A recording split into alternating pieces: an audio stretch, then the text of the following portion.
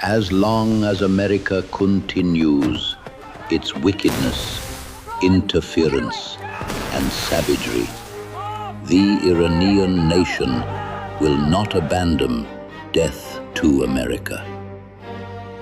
Death to American means death to Trump and America.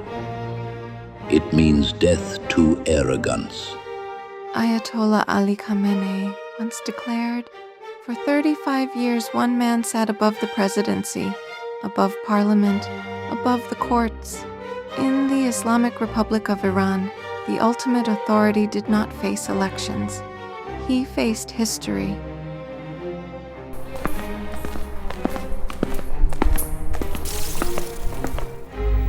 Ali Hosseini Khamenei became supreme leader in 1989.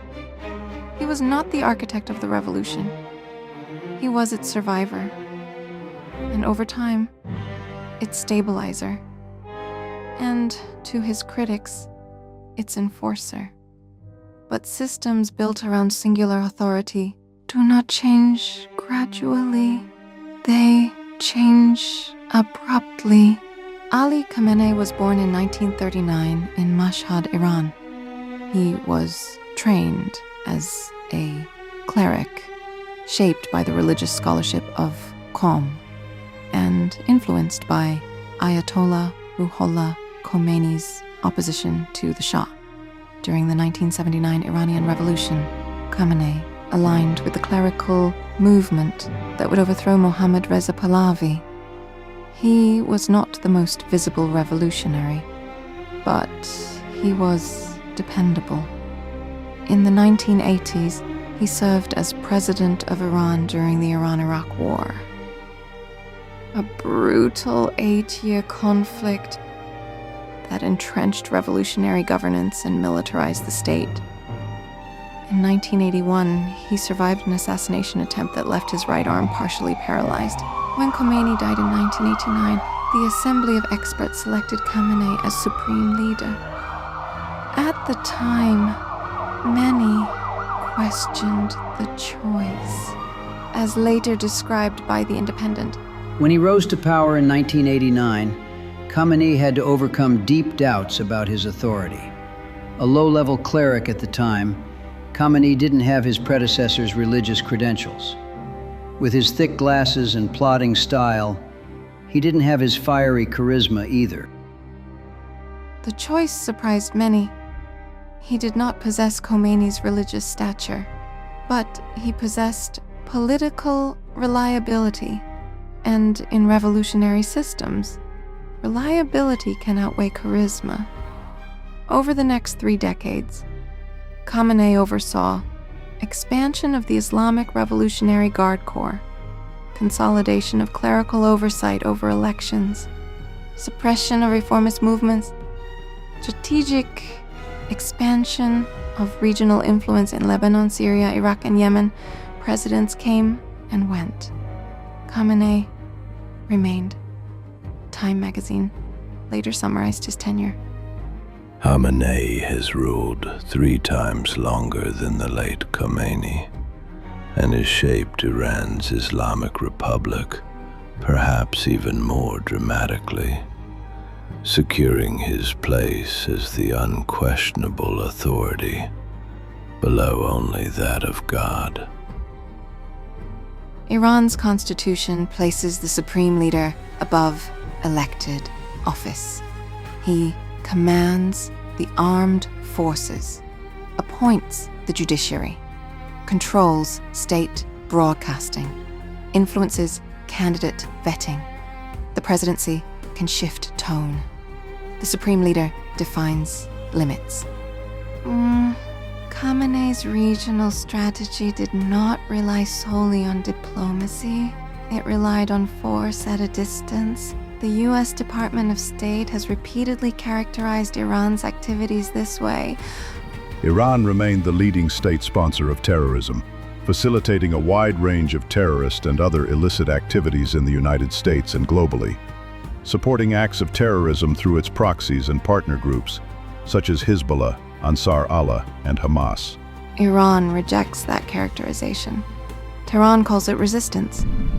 Washington calls it destabilization. Under Khamenei, the line between statecraft and proxy warfare blurred. Khamenei himself framed it differently. The West fears Iran with power because it threatens their monopoly on it. Even the strongest military force in the world may at times be struck so hard that it cannot get up again. The doctrine was articulated openly. Domestically, the methods were more direct. After the 2009 Green Movement protests, security forces conducted mass arrests. During the 2019 fuel price protests, Amnesty International reported hundreds killed in a nationwide crackdown.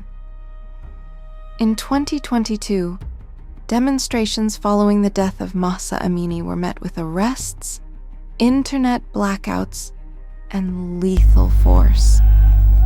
The pattern was consistent. When the system was challenged, enforcement prevailed over accommodation.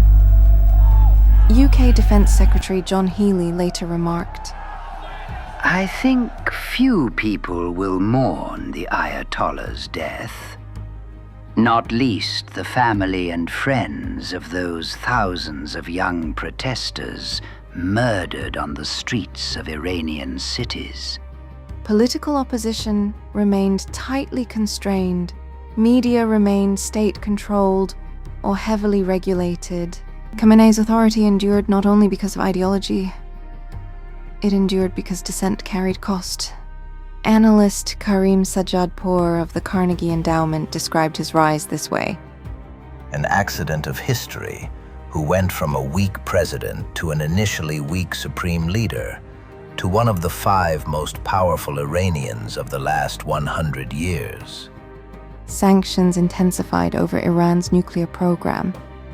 Negotiations came and stalled. The 2015 Joint Comprehensive Plan of Action temporarily reduced tensions. The 2018 US withdrawal restored pressure.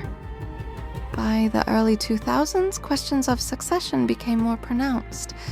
Khamenei was in his 80s. There was no publicly designated successor. Succession in revolutionary systems is rarely mechanical. On February 28, 2026, coordinated US and Israeli airstrikes targeted Iranian military and governmental sites. Officials declared that Ayatollah Khamenei had been killed in the strike. With Khamenei dead, the system he shaped must now operate without him. The strike marks the first time a sitting Iranian supreme leader has been directly targeted by foreign military action. Regimes built around institutions can absorb shocks. Regimes built around singular authority absorb them differently. Is the Islamic Republic defined by its supreme leader? Or did its supreme leader define the Republic?